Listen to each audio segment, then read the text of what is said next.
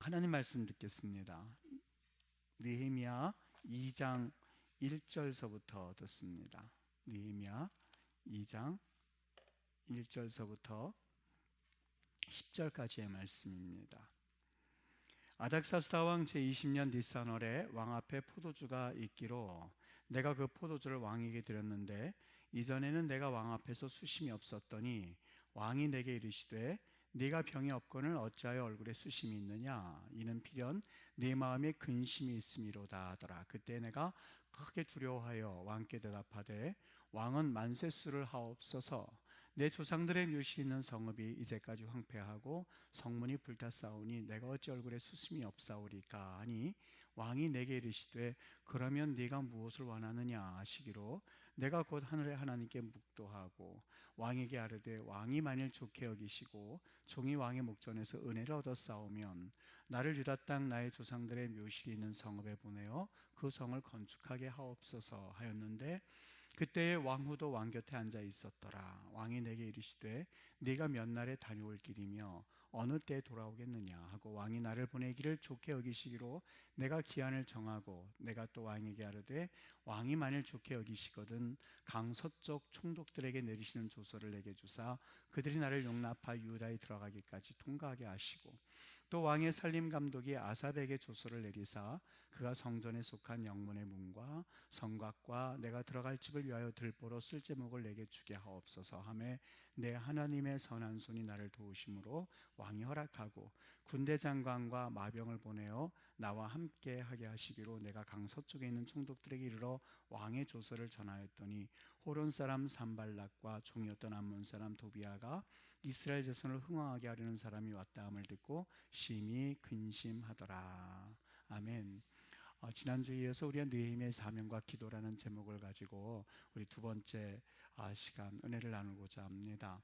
느헤미야가 이 하나님으로부터 예루살렘에 관한 비보를 듣지요. 성문이 회파되고 그리고 성문이 불탔습니다 라고 하는 비보를 듣고 나서는 그 소식을 듣고 울며 금식하였습니다. 장작 4개월이나 걸쳐서 하나님 앞에 그가 금식하며 기도하는 것을 볼 수가 있는데 그 이유는 오직 하나였습니다. 하나님과 예루살렘에 관한 소식을 전해 주었을 때 그 비보는 느헤미야에게 있어서 거룩한 부담이 되었기 때문에 그렇습니다. 느헤미야에게 있어서 이 거룩한 부담감을 가지고 그가 기도하면서 깨달았던 것이 한 가지가 있는데 그것은 내가 있어야 할 자리가 이 수상궁이 아니었구나, 내가 있어야 할 자리는 바로 예루살렘이었구나 하는 것을 그는 기도 가운데 깨달았습니다. 결국 느헤미야는 예루살렘을 건축하는, 예루살렘의 성벽을 건축하는 주인공이 되었고, 그리고 그의 성벽 재건은 예루살렘을 다시 한번 회복하게 하는 마중물이 되었었던 겁니다. 여러분, 사명이라고 하는 것은 동일한 이야기를 들어도 어떤 사람에게는 그냥 흘러가는 이야기에 불과합니다만 어떤 사람에게는 계속해서 부담으로 남는 것을 일컬어서 사명이라고 말한다고 이야기했습니다. 동일한 이야기를 들어도 어떤 이에게는 그것이 흘러가는 이야기, 잊혀져가는, 금방 잊어버린 이야기가 될 수 있지만 어떤 이에게는 그것이 관심으로 남겨지고 그것이 자꾸 생각이 나고 또 그것 때문에 기도하게 된다면, 그래서 나도 모르는 사이에 그 기도의 제목을 가지고 눈물을 흘리고 아픔을 끌어안게 되었을 때에 그것이 비록 하늘의 육성 같은 음성으로 들리지 않는다 한다 할지라도 그것은 그의 사명입니다 라는 이야기를 제가 드렸습니다. 모든 사람에게는 한 사람도 빠짐없이 사명이 주어짐에도 불구하고 우리가 그것을 깨닫지 못하는 이유는 사명이 없어서가 아니었다.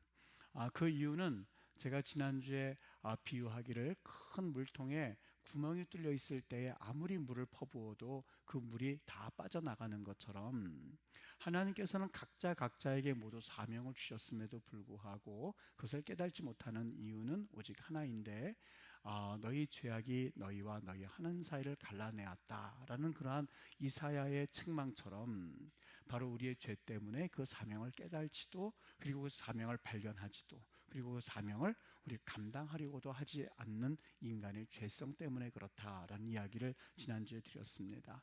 그래서 그 사명을 비록 아프고 그리고 그 내 관심에 대해서 반응하는 것을 일컬어서 우리는 사명 감당이라고 말합니다. 여러분, 이 귀하게 사명을 받은 사람들은 누구나 할 것 없이 사명을 감당해야만 하는데, 이것은 내가 이렇게 한번 감당해 봐야지 라고 의지를 가진다든지 결단을 한다고 해서 되어지고 해결되어지는 문제가 아니라는 것입니다. 한번 가만히 생각해 보십시오. 비록 이 느헤미야가 예루살렘에 관한 비보를 들었을 때 얼마나 마음이 아팠겠습니까?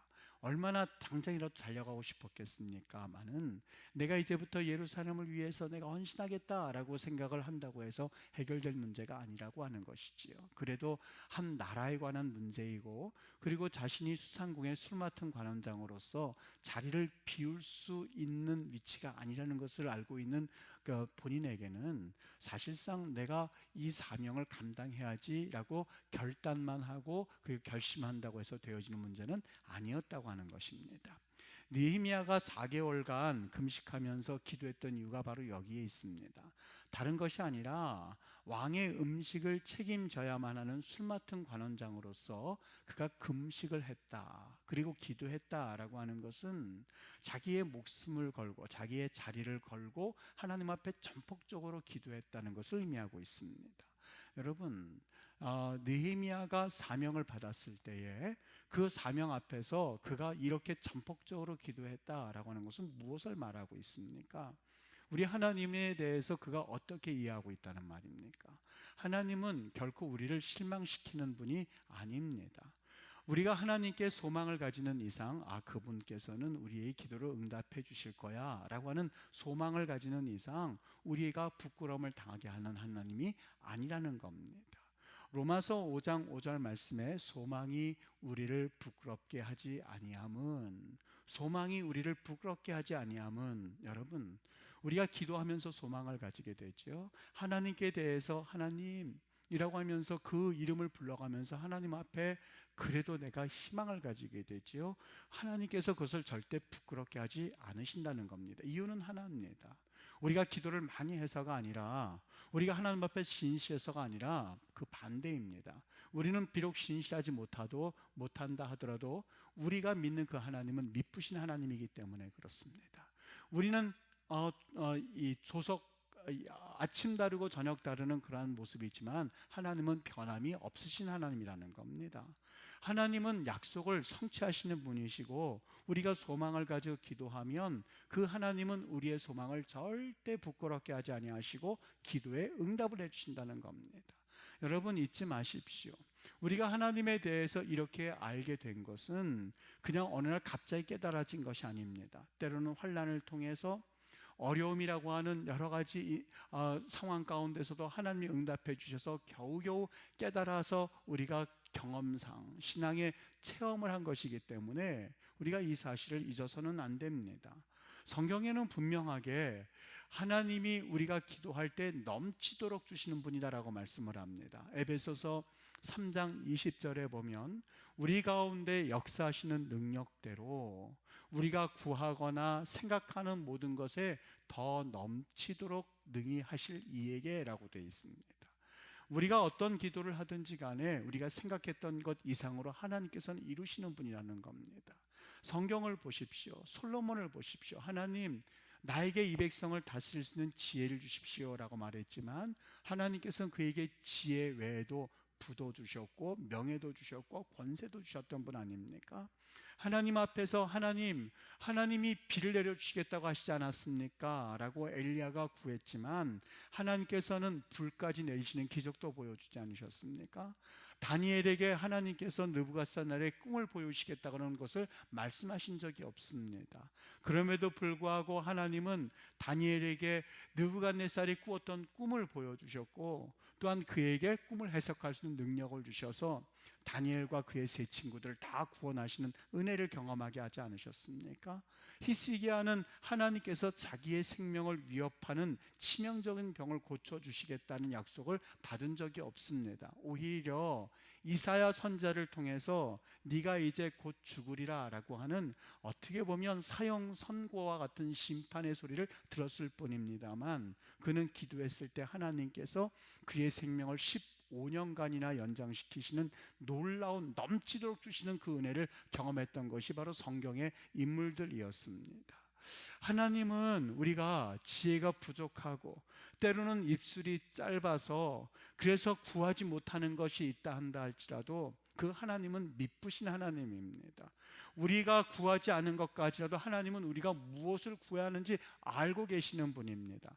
그래서 로마서 8장 26절에는 우리가 마땅히 기도할 바를 알지 못하나, 내가 이것을 구해야만 하는지, 내가 이것을 구하는 것이 맞는지조차 알지 못하지만 성령이 말할 수 없는 탄식으로 우리를 위하여 친히 간구한다 라고 말씀을 하였습니다. 여러분, 여기에 희망이 있는 것 아니겠습니까?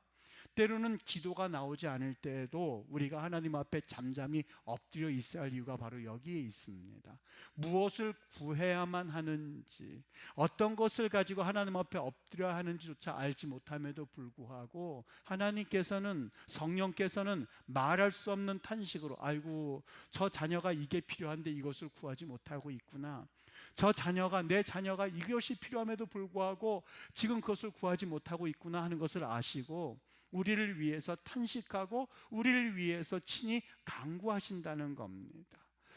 그래서 우리가 하나님 앞에 다시 한번 믿음 가운데 서야 될 아주 중요한 이유 중에 하나는, 여러분, 과거에 하나님에 대해서 잘못 알았던 지식을 가지고 오늘을 살려고 하지 마시게 되기를 바랍니다. 과거에 내가 하나님 앞에 알았던 지식을 가지고 오늘을 믿음 생활을 하려고 하지 말게 되시기를 바랍니다. 그들이 바로 이스라엘 백성들이었습니다. 하나님이 약속의 땅으로 인도하여서 그들에게 베푸실 엄청난 하나님의 계획이 있었음에도 불구하고 그들은 과거에 있었던 경험과 지식만을 가지고 하나님을 원망하기 시작했고 모세를 원망했지 않았습니까?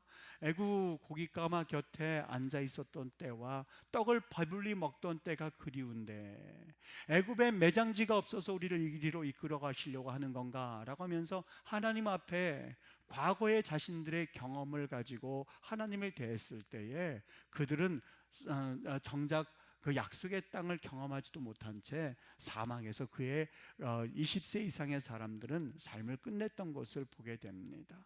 여러분, 하나님 앞에서 어떻게 살아야만 할까? 하나님 앞에 어떠한 모습으로 살아가야 할까라고 하는 것을 우리 하나님이 우리에게 아주 간단하게 단답형으로 말씀해 주셨습니다. 어떻게 해요? 옛적 일을 생각하지 말라.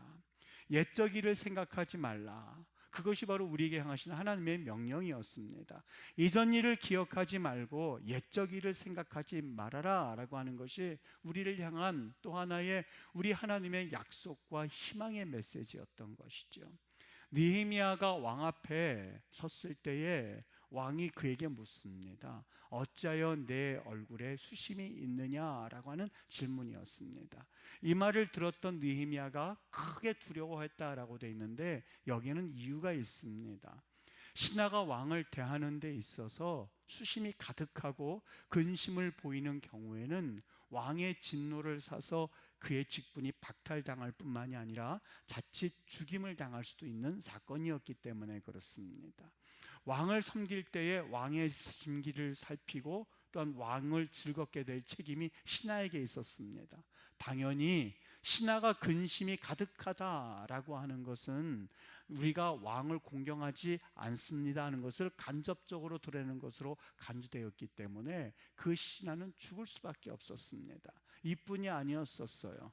과거에 이 아닥사스다 왕에게는 또 하나의 전력이 있었는데 에스라가 이 예루살렘을 다시 한번 부흥시키고 세워나가려고 할 때에 그를 반대하는 무리들이 아닥사스다 왕에게 상소를 올린 적이 있었습니다. 아닥사스다 왕이 그 상소를 듣고서는 이스라엘의 모든 예루살렘 중건 계획을 다 금지시켜 버렸습니다.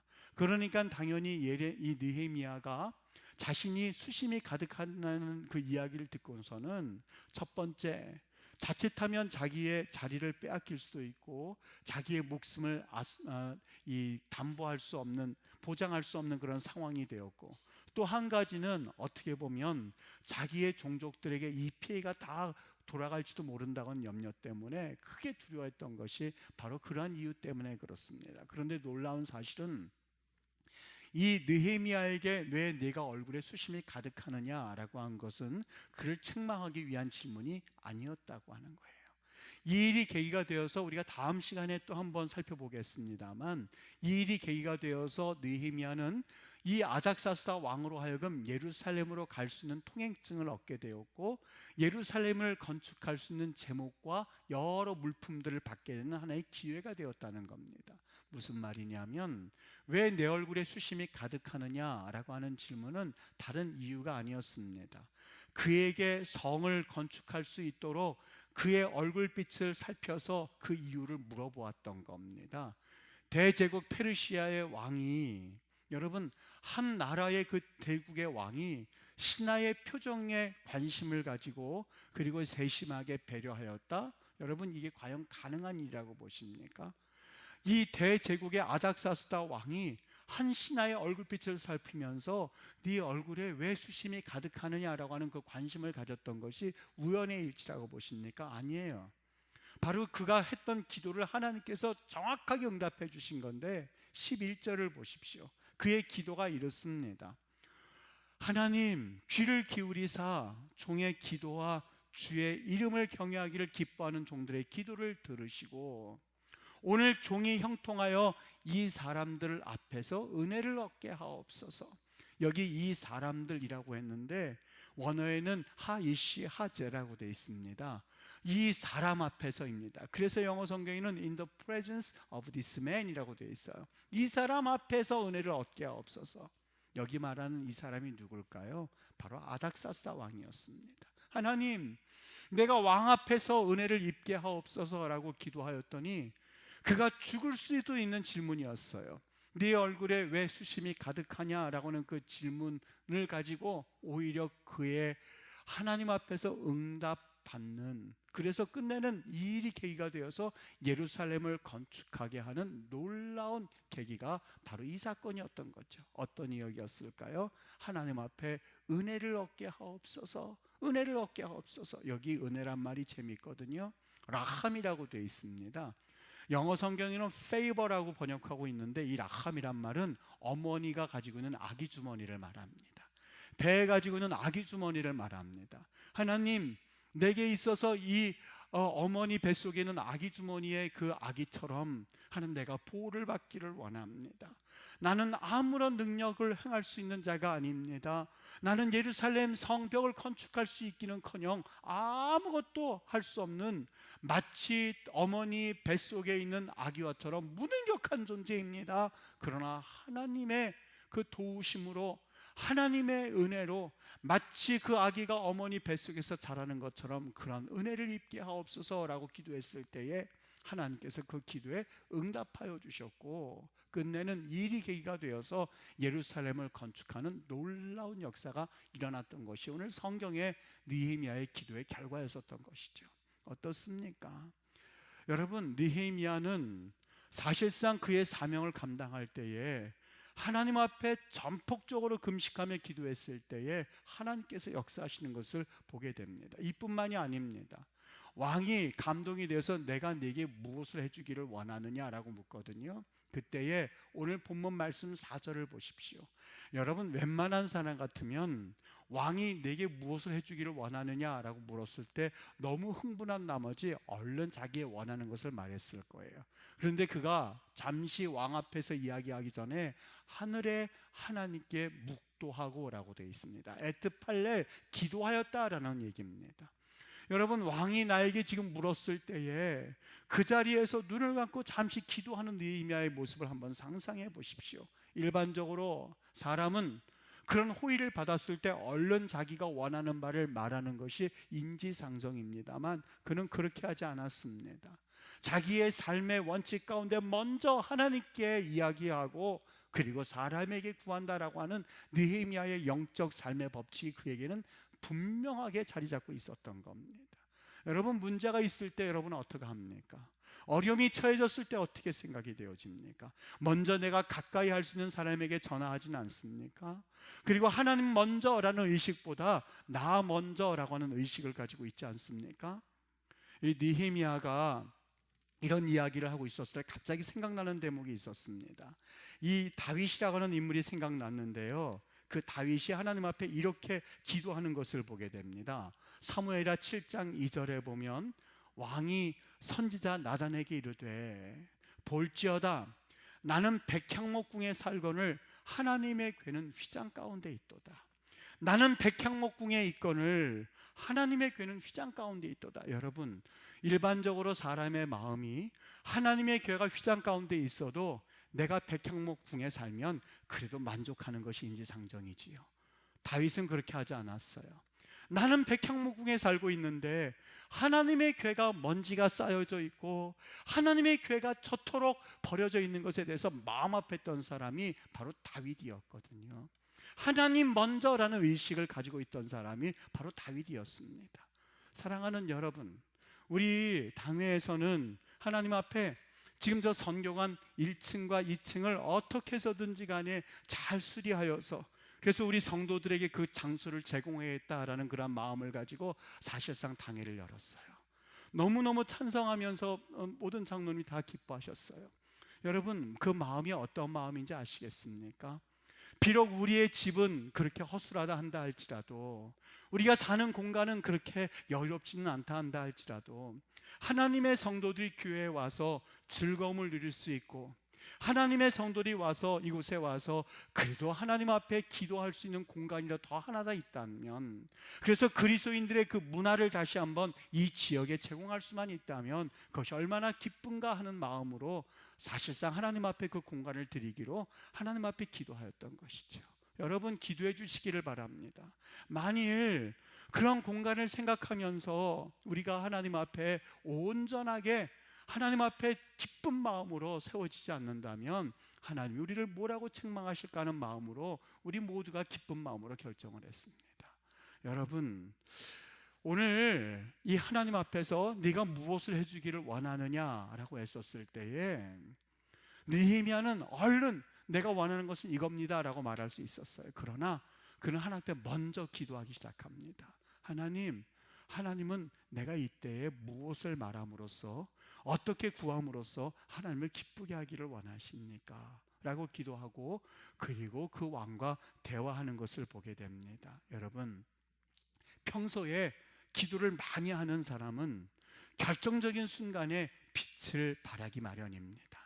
결정적인 순간에 하나님으로부터 도움을 얻기 마련입니다. 우리 한국교회에 장점이 있죠. 참 많은 장점들이 있습니다. 그 중에 하나가 뭔지 아십니까? 우리 한국교인들의 장점이요, 주일 성수입니다. 그리고 예배할 때 기도하는 일입니다. 그리고 하나님 앞에 11조 생활 열심히 하는 겁니다. 저는 이러한 장점은 세계 유례를 찾아볼 수 없는 정말 귀한 장점이라고 봅니다. 그런데 아쉽게도 이 장점이 또 하나의 우리의 단점이 되고야 말았습니다.